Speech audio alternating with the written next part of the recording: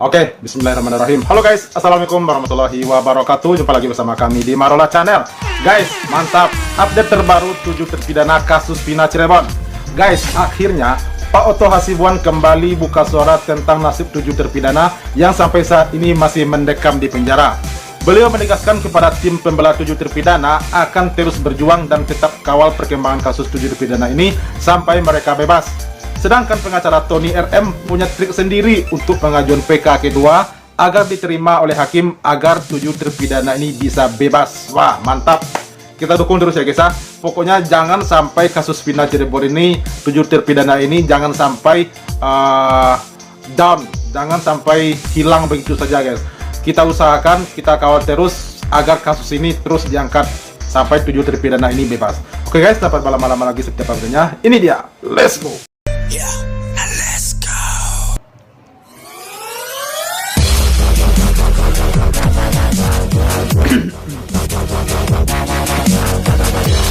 Wis, mantap Pak Oto.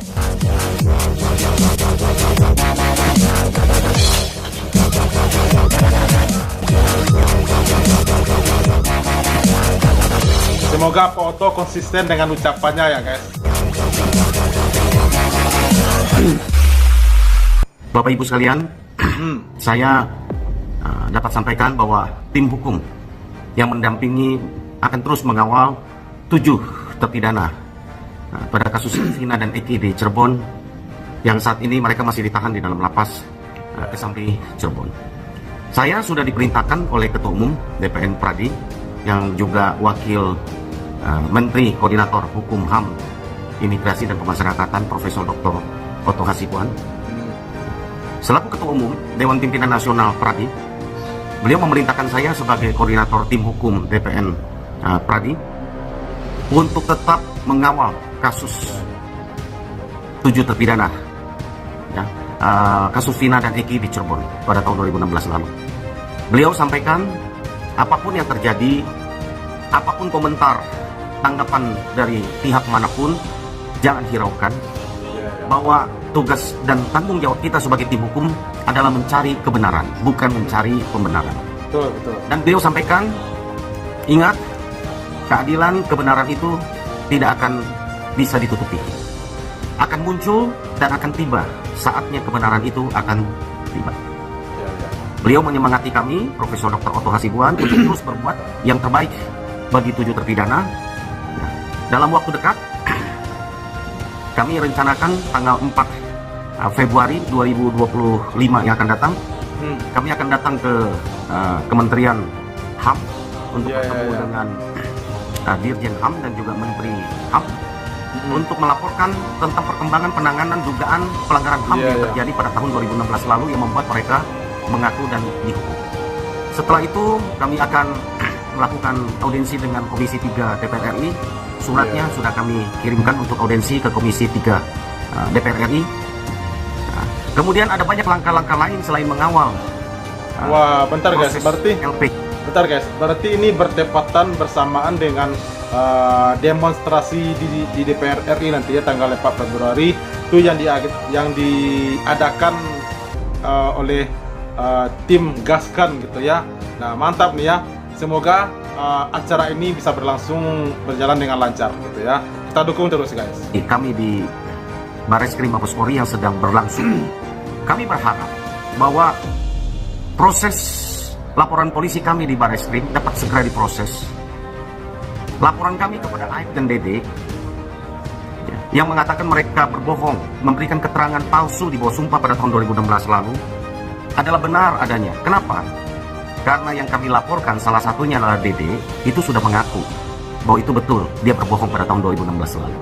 Itu sebabnya kami mendesak Bareskrim Mabes Polri, hayu segera percepat.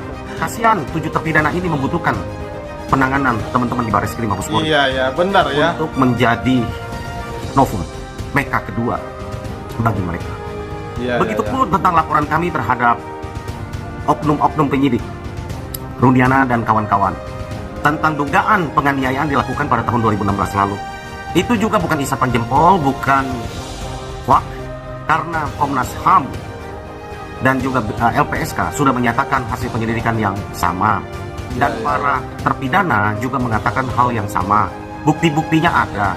Dan mereka, para penyidik, oknum-oknum penyidik, sebagian yang melakukan itu sudah dilakukan sidang kode etik. Apakah sidang kode etik itu menghapuskan pidana, pertanggungjawaban pidana? Ini juga kami butuhkan untuk menjadi novum bagi PK kedua, bagi 7 terpidana. Bentar guys. Guys, gua kok heran ya, kenapa di giliran AF, RT Pasren, terus siapa lagi itu ya, anaknya RT Pasren itu Kavi ya, dan juga itu Rudiana, kenapa giliran mereka diperiksa kok sampai saat ini belum juga diperiksa? Padahal ini kan semenjak kasus Vina ini booming lagi, kan sudah berbulan-bulan, bahkan sudah hampir setahun ini ya.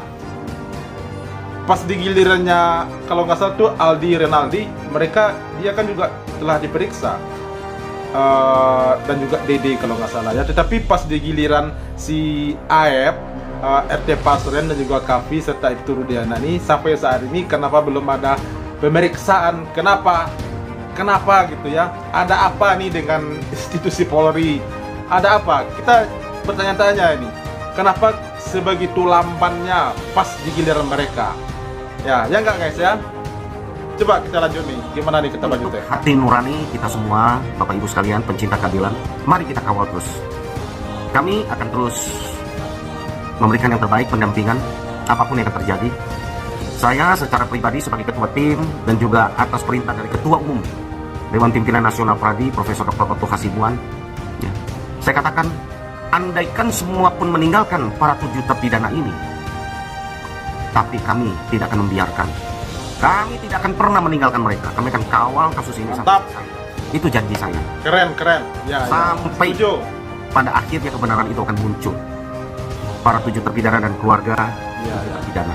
Kita sebagai netizen juga akan terus mengawal. Terus kawal. Tenang aja Bang Jutek. Yang dibutuhkan untuk mengawal kasus ini, menemukan jalan kebenarannya, kami akan lakukan. Sepanjang itu tidak bertentangan dengan hukum yang berlaku di Indonesia. Kami akan lakukan apapun sepanjang untuk memperjuangkan kebenaran ini. Jadi tidak usah khawatir apakah kami melupakan 7 terpidana dan keluarga para terpidana, tidak. Apakah Profesor Dr. Otto Hasibuan, Ketua Umum DPN Pradi setelah menjadi Wamenko melupakan mereka? Saya pastikan tidak. Beliau perintahkan saya langsung selaku koordinator tim. Jangan pernah tinggalkan mereka dan jangan pernah untuk lelah berjuang untuk mereka. Kalau untuk PK lagi, mantap, PK kedua, ini sepertinya berat. Kenapa? Terus. Karena PK pertama, ya, senjatanya sudah digunakan semua. Apa saja senjatanya yang sudah digunakan semua? Baik senjata saksi-saksi yang mengetahui pada saat kejadian para 7 terpidana itu tidak berada di TKP, maupun novum lainnya atau kehilapan hakim, ya, itu sudah digunakan. Karena kemarin PK 7 terpidana itu termasuk Saka Tatal, itu alasannya itu ada 2 yang saya amati. Satu, adanya novum. Yang kedua, adanya kehilapan hakim atau kekeliruan yang nyata. Gitu. Nah, atas 2 alasan tersebut, PK 7 terpidana dan Saka Tatal ini kan ditolak. Sampai saat ini, terus terang, saya belum mendapatkan salinan putusan PK-nya. Sehingga, apa pertimbangan hakim PK memutuskan PK 7 terpidana dan Saka Tatal itu ditolak dengan alasan novum yang diajukan itu bukanlah bukti baru dan tidak ditemukan kehilapan hakim atau kekeliruan yang nyata. Apa pertimbangan hakimnya? Itu bagaimana dalam memori PK-nya ini, ya, penasihat hukum dalam menyajikan, dalam menguraikan novum maupun kehilapan hakim atau kekeliruan yang nyata, sehingga kemudian diputus oleh hakim PK ini ditolak. Jadi PK kedua ini sepertinya berat. Kenapa? Karena senjata-senjatanya sudah digunakan semua di PK pertama. Jadi sudah resiko. Senjata digunakan di PK pertama kemudian ditolak. Andai saja ya, mungkin kalau PK-nya satu-satu ya, misalnya PK-nya siapa dulu, Ripaldi dulu ya, dengan novum dan kehilapan hakim yang diuraikan seperti dalam memori PK-nya itu, kemudian ditolak. Dengan memperhatikan putusan PK 1 terpidana yang ditolak itu dijadikan pembelajaran atau evaluasi. Tapi tidak terlanjur karena serempak 7-7-nya PK termasuk Saka Tatal, akhirnya ditolak ditolak semua. Nah, sehingga senjata novum maupun kehilapan hakim yang sudah digali, yang sudah dikumpulkan, semuanya sudah digunakan. Nah, jadi berat ya untuk PK yang kedua. Kecuali ada satu lagi yang belum digunakan, ya, alasan PK sebagaimana diatur dalam pasal 26 3 Selain novum, kehilapan hakim atau kekeliruan yang nyata, juga satu lagi yaitu ada saling bertentangan antara putusan satu dengan putusan lainnya. Artinya harus ada putusan pengadilan, di mana putusan pengadilan dalam perkara yang sama itu ada saling pertentangan. Ya, jadi satu putusan, ya, ini bisa mematahkan putusan 7 terpidana, termasuk putusan Kakak Tatal. Aduh, sayang banget ya. Jadi itulah guys ya, kita tunggu, kita dukung, kita tunggu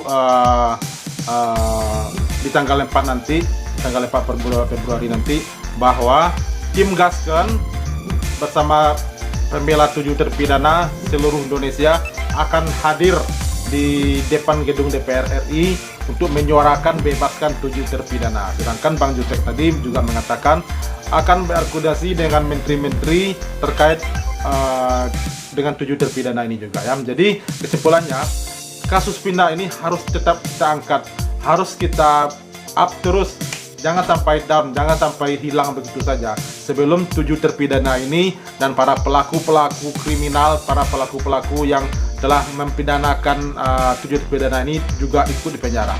Nah, oke guys, setuju kita ya. Nah, itu dia reaksi kita hari ini guys. Terima kasih banyak bagi yang telah menonton dan sampai jumpa lagi di video berikutnya. Thank you. Thanks for watching.